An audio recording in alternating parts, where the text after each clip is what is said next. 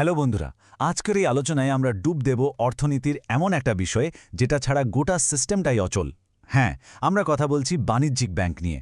তোমরা যারা ক্লাস 11-এ পড়ছো তাদের জন্য এই টপিকটা কিন্তু দারুণ জরুরি। চলো শুরু করা যাক। আচ্ছা, তোমরা কি কখনো ভেবে দেখেছ যে আমাদের এই বিশাল দেশের অর্থনীতিটা আসলে চলে কি করে? এর ইঞ্জিনটা কি? কে এই পুরো চাকাটাকে সচল রাখে? চলো আজ এই প্রশ্নটারই উত্তর খোঁজা যাক। উত্তরটা খুব সহজ আবার খুব গভীর। এই পুরো সিস্টেমটার একেবারে কেন্দ্রে হৃৎপিণ্ডে রয়েছে বাণিজ্যিক ব্যাংক। ঠিক যেমন আমাদের শরীরের রক্তকে পাম্প করার জন্য একটা হার্ট দরকার, আমাদের অর্থনীতিতে টাকা পয়সার প্রবাহ ঠিক রাখার জন্য বাণিজ্যিক ব্যাংক ঠিক ততটাই অপরিহার্য। তো আমরা যখন বলছি ব্যাংক হলো অর্থনীতির হৃৎপিণ্ড, তখন প্রশ্ন আসতেই পারে এই বাণিজ্যিক ব্যাংক জিনিসটা আসলে কি? চলো একেবারে গোড়া থেকে ব্যাপারটা বুঝি। দেখো, ভারতে কিন্তু কোনো ব্যাংক নিজের ইচ্ছেমতো কাজ করতে পারে না। সবকিছুর জন্য একটা আইন আছে, আর সেটা হলো ব্যাংকিং রেগুলেশন অ্যাক্ট ১৯৪৯। এই আইনটা ব্যাংকিংয়ের একটা পরিষ্কার সংজ্ঞা দেয়। যদি সহজ করে বলি, এর মানে হলো ব্যাংক জনগণের কাছ থেকে টাকা আমানত হিসাবে নেবে, সেই টাকা অন্যদের ঋণ দেবে বা বিনিয়োগ করবে, আর সবচেয়ে জরুরি কথা হলো আমানতকারী যখনই টাকা চাইবে তাকে সেই টাকা ফেরত দিতে হবে, চেক, ড্রাফট বা অন্য কোনো উপায়ে।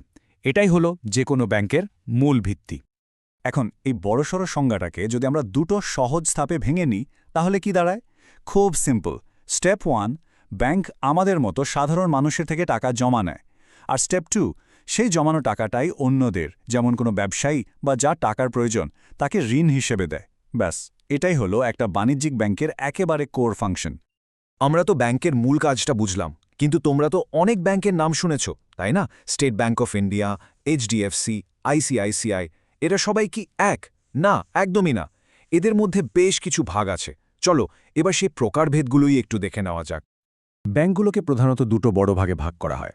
একটা হলো তফসিলি বা শিডিউল্ড ব্যাংক, আর অন্যটা হলো অতফসিলি বা নন শিডিউল্ড ব্যাংক।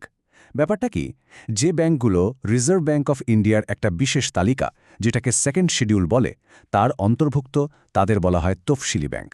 আর যারা এই তালিকায় নেই তারা হলো অতফসিলি। তফসিলি ব্যাংক হওয়ার জন্য কিছু শর্তও পূরণ করতে হয়। এখন এই তফসিলি ব্যাংকগুলোর মধ্যেও আবার মালিকানার ভিত্তিতে কয়েকটা ভাগ আছে। যেমন ধরো পাবলিক সেক্টর ব্যাংক, যেগুলোর মালিকানা সরকারের হাতে। উদাহরণ হিসেবে স্টেট ব্যাংক বা পাঞ্জাব ন্যাশনাল ব্যাংকের কথা ভাবতেই পারো। তারপর আছে প্রাইভেট সেক্টর ব্যাংক, যেগুলোর মালিক বেসরকারি সংস্থা বা ব্যক্তি, যেমন আইসিআইসিআই বা এইচডিএফসি। আবার আছে বিদেশি ব্যাংক, যাদের হেডকোয়ার্টার ভারতের বাইরে, যেমন সিটি ব্যাংক। আর শেষে একটা বিশেষ ধরনের ব্যাংক হল রিজিওনাল রুরাল ব্যাংক বা আরআরবি। এই রিজিওনাল রুরাল ব্যাংক বা গ্রামীণ ব্যাংকগুলোর মালিকানার ব্যাপারটা কিন্তু বেশ মজার। এখানে কোনো একজন মালিক নেই, বরং এটা একটা টিম ওয়ার্কের মতো। খেয়াল করে দেখো, এর ৫০% মালিকানা কেন্দ্রীয় সরকারের, ১৫% রাজ্য সরকারের, আর বাকি ৩৫% কোনো একটা বড় স্পন্সর ব্যাংকের হাতে থাকে। গ্রামের অর্থনীতিতে এদের ভূমিকা কিন্তু অনেক। তো আমরা অনেক রকমের ব্যাংক দেখলাম, কিন্তু এদের সবার আসল কাজটা কি? সেটা সরকারি হোক বা বেসরকারি, সব বাণিজ্যিক ব্যাংকই মূলত দুটো পিলারের ওপর দাঁড়িয়ে আছে। চলো এবার সেই দুটো প্রধান কাজ একটু গভীরে গিয়ে দেখি। ব্যাংকের প্রথম এবং সবচেয়ে জরুরি কাজ হলো আমাদের মতো সাধারণ মানুষের কাছ থেকে টাকা বা আমানত সংগ্রহ করা। আমাদের জমানো টাকা নিরাপদে রাখার জন্য ব্যাংকই তো সবচেয়ে বড় ভরসা, তাই না? আর ব্যাংক কিন্তু আমাদের সবার সুবিধার জন্য বিভিন্ন ধরনের অ্যাকাউন্ট খুলে রেখেছে। যেমন আমরা যারা অল্প অল্প করে টাকা জমাই তাদের জন্য আছে সেভিংস অ্যাকাউন্ট, আবার ব্যবসায়ীদের জন্য যাদের রোজ অনেকবার লেনদেন করতে হয় তাদের জন্য আছে কারেন্ট অ্যাকাউন্ট। যারা একবারে বেশ কিছু টাকা লম্বা সময়ের জন্য রেখে বেশি সুদ পেতে চাও তাদের জন্য আছে ফিক্সড ডিপোজিট, আর যারা প্রতি মাসে একটা নির্দিষ্ট পরিমাণ টাকা জমাতে চাও তাদের জন্য তো রেকারিং ডিপোজিট আছেই।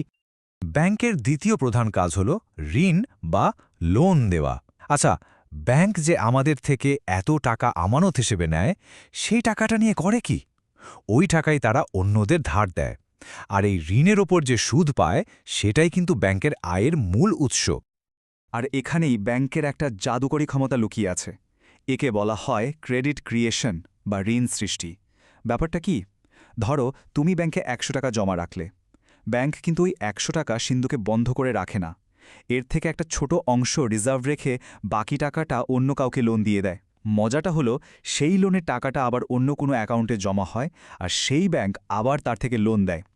এইভাবে তোমারও রাখা ১০০ টাকা থেকেই অর্থনীতিতে কয়েকশো টাকার লেনদেন তৈরি হয়ে যায়। এটা একটা অসাধারণ ক্ষমতা যা শুধুমাত্র বাণিজ্যিক ব্যাংকগুলোরই আছে।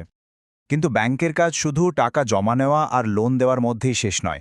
এর বাইরেও তারা আমাদের অনেক কাজে সাহায্য করে, অনেকটা আমাদের পার্সোনাল ফাইন্যান্সিয়াল অ্যাসিস্ট্যান্টের মতো। এগুলোকে ব্যাংকের গৌণ কাজ বা সেকেন্ডারি ফাংশন বলা হয়। এর মধ্যে কিছু হলো এজেন্সি সার্ভিস, মানে ব্যাংক এখানে তোমার এজেন্ট বা প্রতিনিধি হিসেবে কাজ করে। যেমন তোমার হয়ে টাকা অন্য অ্যাকাউন্টে পাঠানো, তোমার চেকটা কালেকশন করে দেওয়া, বা তোমার ইলেকট্রিক বিল বা ইন্স্যুরেন্সের প্রিমিয়ামটা সময় মতো দিয়ে দেওয়া। এই সব কাজের জন্য ব্যাংক অবশ্যই একটা ছোট কমিশন নেয়। এছাড়াও ব্যাংক আমাদের দৈনন্দিন জীবনের জন্য আরও কিছু পরিষেবা দেয়। যেমন তোমার দরকারি বা মূল্যবান জিনিসপত্র সুরক্ষিত রাখার জন্য লকার ভাড়া দেওয়া, বিদেশ ভ্রমণের জন্য বৈদেশিক মুদ্রা বা ফরেক্সের ব্যবস্থা করা, বা এক জায়গা থেকে অন্য জায়গায় টাকা পাঠানোর জন্য ডিমান্ড ড্রাফট তৈরি করে দেওয়া। এই পরিষেবাগুলো যে কোনো গ্রাহকই নিতে পারে। এতক্ষণ আমরা ব্যাংকের অনেক ছোট বড় কাজ নিয়ে কথা বললাম। এবার চলো একটু জুম আউট করে বড় ছবিটা দেখি। এই সব কাজ মিলিয়ে একটা দেশের অর্থনীতিতে ব্যাংকের আসল ভূমিকাটা ঠিক কী? দেখো, ব্যাংক আমাদের ছোট ছোট সঞ্চয়গুলোকে এক জায়গায় জড়ো করে একটা বড় মূলধন তৈরি করে, যা দেশের বড় বড় শিল্প আর ব্যবসায় বিনিয়োগ হয়। দেশের বিভিন্ন প্রান্তে শাখা খুলে তারা এটা নিশ্চিত করে যে সব অঞ্চলের সমান উন্নয়ন হচ্ছে।